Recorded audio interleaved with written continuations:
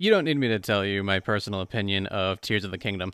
IGN, GameSpot, ACG, GameRanks, they all got you covered. So if you're one of the 10 million people who purchased Tears of the Kingdom in the first week alone, then I'm here to answer the question, will you have FOMO from not getting the collector's edition?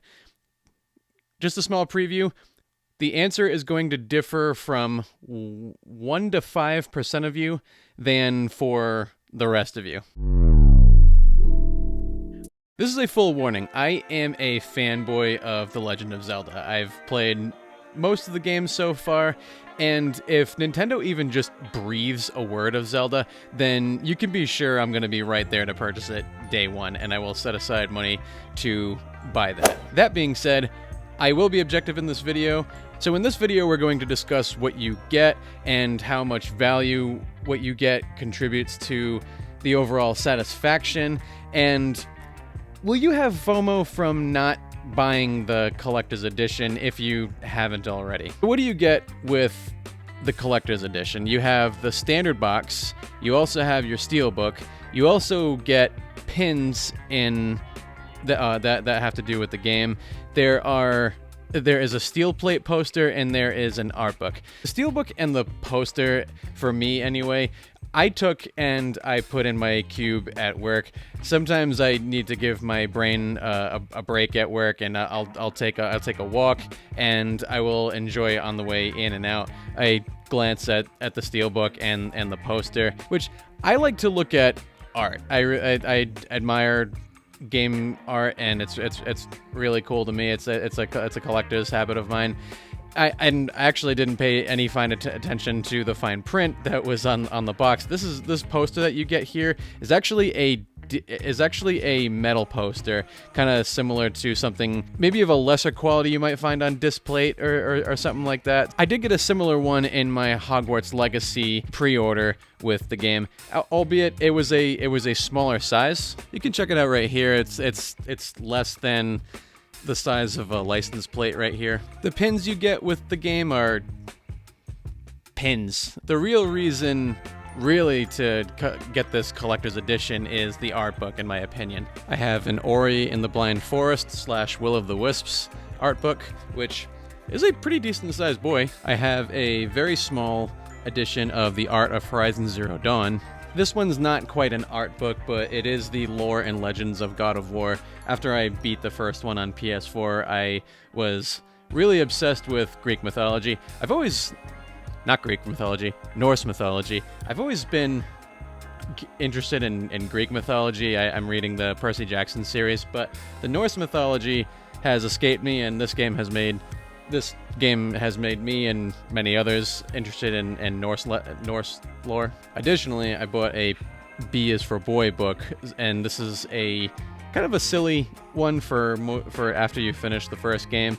It is pretty funny. I would recommend it. I would hesitate to read it to your children. I think there's like 1 or 2 bad words in here. You can tell I'm quite the collector of art books. Obviously, I could have a lot more, but with the time and money I have right now, these are the ones I have collected. I even have several Star Wars and Marvel art books or character things. They're more to read to my son when he gets older, and if my daughter becomes a nerd, then, well, babe, you're watching. How value do you get out of your money when it comes to buying the collector's edition of Zelda Tears of the Kingdom? So this collector's edition cost $130. Tax, you're probably paying about $140. So we have a $70 base game, and then we have $60 split between the steelbook, the pins, the poster, and the art book. The art books themselves, if you look on Amazon, you can get art books anywhere from $20 to $90. If you look at Horizon Forbidden West, you're looking at $22, and if you see the deluxe edition, we can see that's $90. If you look at the Ori book I showed you earlier, actually, I didn't even realize that was sold out, so I guess that's a really collector's edition now. I paid about $20 for that. Actually, it was a Christmas gift, but it was about $20 when I had gotten it. The Art of God of War, you can see, is $33. So you have different ranges in there. When it comes to looking at Zelda Tears of the Kingdom Collector's Edition in comparison with other collector's editions out there, I want to bring up one cheaper option and one more expensive option. So on the cheaper end, you have the Metroid Dread Special Collector's Edition. There's less in there. You get cards, a steelbook, the art of Metroid Dread, but the price is only $80. So when you compare the $60 retail edition to the $80 collector's edition, if you were able to follow Wario64 and get one through his tweets, you're paying only $20 extra. So considered more worth the price because of how less extra you're paying for the collector's edition as an add-on versus Tears of the Kingdom, you're paying $60 more as an add-on. And then we can compare to a more expensive edition, which if you go the highest tier of God of War Ragnarok's Jotnar edition, which is there's actually 2 tiers of collector's edition in there. So I went with the more expensive one. You do get more in that box for a much higher price point. I actually forgot to write down how much that costs. 1 second. The game was about $200 to $225, $230, somewhere in that range when it first came out. So you have more in the box. You have the vinyl soundtrack from Bear McCreary. And then you get your trinkets, you get your pins, you get your Varnier carvings, you get the map, the dice holder, the shrine, and then you have Mjolnir, which is really the draw of the entire collector's edition there. Plus, you get DLC in this collector's edition. But the big clincher in that one is, for some reason, you have a steelbook and no disc. No disc. Like, I get that